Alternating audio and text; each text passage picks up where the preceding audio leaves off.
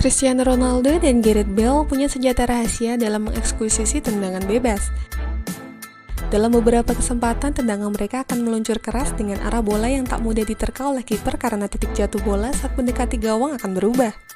Bola berbelok dari arah awal meluncur, teknik ini disebut knuckle shot. Banana shot atau tendangan pisang atau tendangan melengkung merupakan teknik yang cukup lazim atau fasih dilakukan oleh para pemain top, tapi knuckle shot tidak. Laju bola pada tendangan seperti ini jika dilihat lebih detail memang seolah hanya ada di dunia hayalan. Apalagi tembakan seperti ini cukup sering digunakan dalam cerita-cerita komik Jepang seperti Shot atau Kapten Tsubasa. Jangan lupa tekan tombol subscribe dan lonceng untuk mendapatkan notifikasi dari Epic Football. Jika tendangan pisang hanya melengkung dari arah awal, knuckle shot tidak terlalu melengkung bahkan bola cenderung lurus. Akan tetapi bola seperti bergerak ke kanan dan ke kiri dengan cepat seolah hendak menentukan ke arah mana ia akan jatuh. Selain itu bola pun cenderung melayang tidak berputar. Para ahli memberi nama tendangan ini dengan knuckle shot karena terjadi efek knuckle atau bola bergoyang di udara ketika bola meluncur. Terdapat dua fenomena pada efek knuckle, yaitu fenomena di bidang vertikal dan fenomena di bidang horizontal.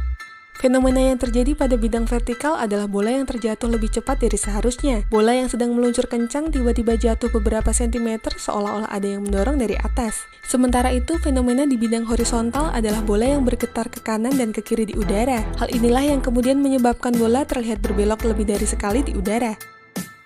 Saat meluncur di udara, bola akan menerima gaya gravitasi bumi yang menyebabkan bola bergerak parabola. Namun tekanan udara juga sedikit memberi gaya angkat ke atas sehingga bola tidak langsung terjatuh. Knuckle shot membuat bola berputar sangat pelan. Ini menyebabkan gaya angkat bola pada posisi bola tertentu berkurang drastis dari sebelumnya. Dengan begitu, gaya gravitasi menjadi jauh lebih kuat ketimbang gaya angkat bola. Hal ini yang kemudian menyebabkan bola tiba-tiba terjatuh sedikit dan kemudian melayang kembali membentuk lintasan parabola yang baru. Walau terdengar rumit, tendangan seperti ini bisa dipelajari. Bahkan jika mengetikkan tutorial knuckle shot pada mesin pencari di YouTube, akan banyak video tata cara melakukan tendangan unik ini.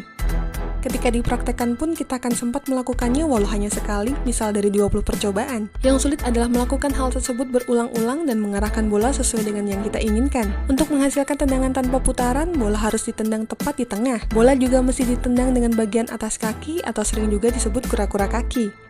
Hal ini dikarenakan bagian kaki ini adalah bagian yang paling keras sehingga dapat menghasilkan benturan paling maksimal.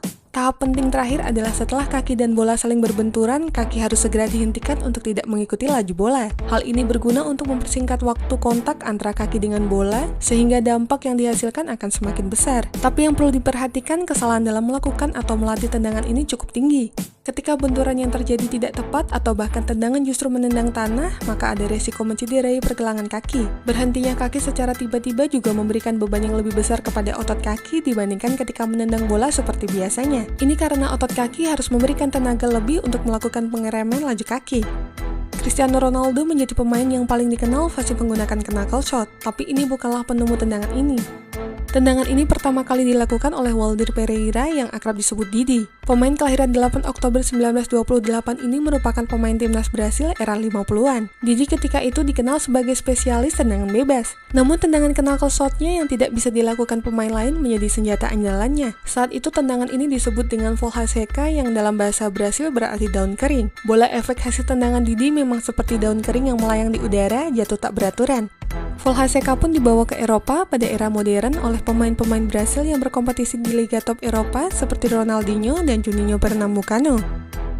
David Luiz juga pernah melakukan tendangan ini pada Piala Dunia 2014. Sebelum itu, teknik ini juga dilakukan oleh seorang pitcher Boston Red Sox bernama Tim Wakefield saat melakukan lemparan. Lemparan tim yang sangat sulit dipukul ini membuatnya dijuluki alien dalam olahraga bisbol Amerika Serikat.